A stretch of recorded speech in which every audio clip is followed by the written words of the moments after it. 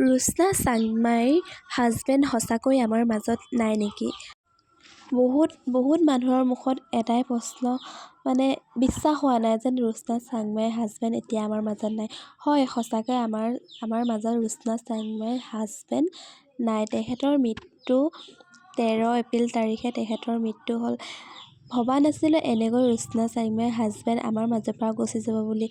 ইমান এটা ধুনীয়া পৰিয়ালৰ মাজৰ পৰা এনেকুৱা এটা খবৰ পাম বুলি আমি অলপো ভবা নাছিলোঁ।